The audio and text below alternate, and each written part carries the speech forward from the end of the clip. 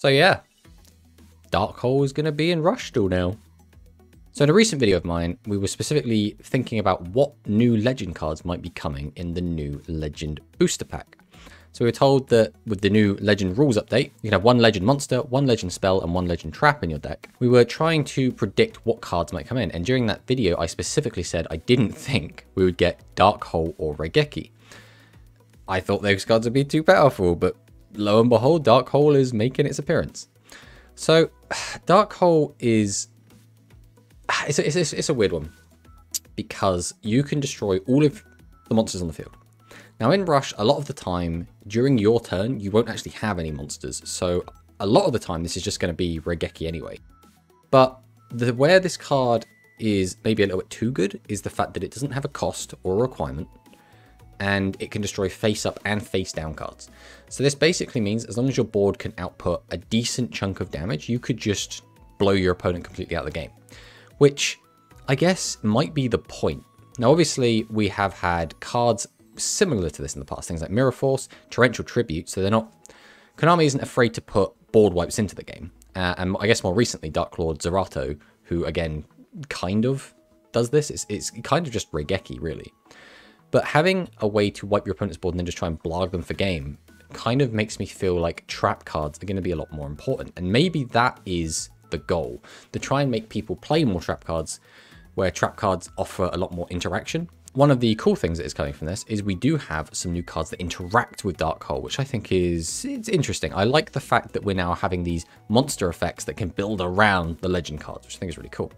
So we have a new fusion monster coming for Dark Galaxy called Voidvelger Apocalypse. So it's a level 9, 2500 attack monster, materials, Voidvelger Pale Rider, and Dark Prophet.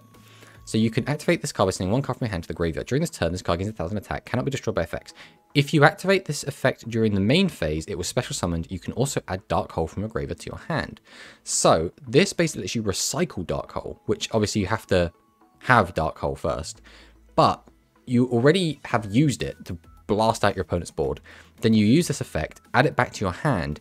Then this monster becomes 3,500 attack and then cannot be destroyed by your own Dark Hole because it cannot be destroyed by effects, which means you're almost guaranteeing 3,500 direct damage unless your opponent has a trap card that specifically doesn't destroy your monster, instead stops it from attacking or changes it to defense or returns it to the hand or something, which just makes me feel like, other than perhaps consistency, this card should be very strong. Now, obviously, it's a fusion card, so you still need to run the fusion spell, you need to find both the materials to actually be able to summon it, and you need to find your one of Dark Hole. So it's not like this is, I think, going to suddenly break the meta and this monster's suddenly become ridiculously strong. I think it's going to be decent, especially in like character draft, like what me and Alex play.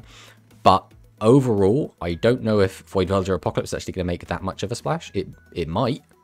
I think Dark Hole definitely will, but maybe not the boss monster itself. It's a really interesting decision to put Dark Hole into Rush.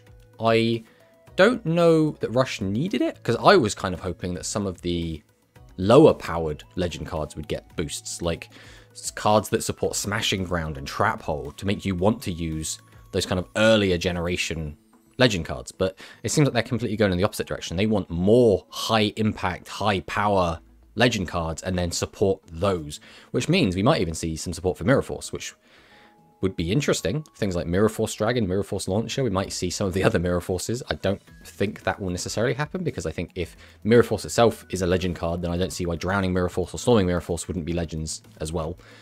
But there's potential. Also, we could see some Torrential Tribute support. We could see anything, I suppose. So I like the design decision of building around these legend cards. I think maybe Dark Hole is too strong for Rush. Because we'll have to see, because before we were debating whether people would be running like Graceful Charity or Monster Reborn in the spell slot, but now it might just be Dark Hole, in which case all decks going forward could just be Mirror Force, Dark Hole, and then in-archetype monster, which I don't know if that's a better Rush. It's definitely going to be a different Rush. We'll also have to see how the tournament players get on, and if they decide this card is powerful enough to just run in every deck. My first impression is it probably is, but again, I'm not a Rush Duel professional or anything, so I'll have to see what the higher level players do with it. But yeah, I think that's all I've got to say on Dark Hole. It's definitely going to be polarizing, I think that. and we'll just have to wait and see what other legend cards Konami decide to put into the game. But yeah, thanks for watching, and if we get any other big news, I guess I'll probably make another video about that.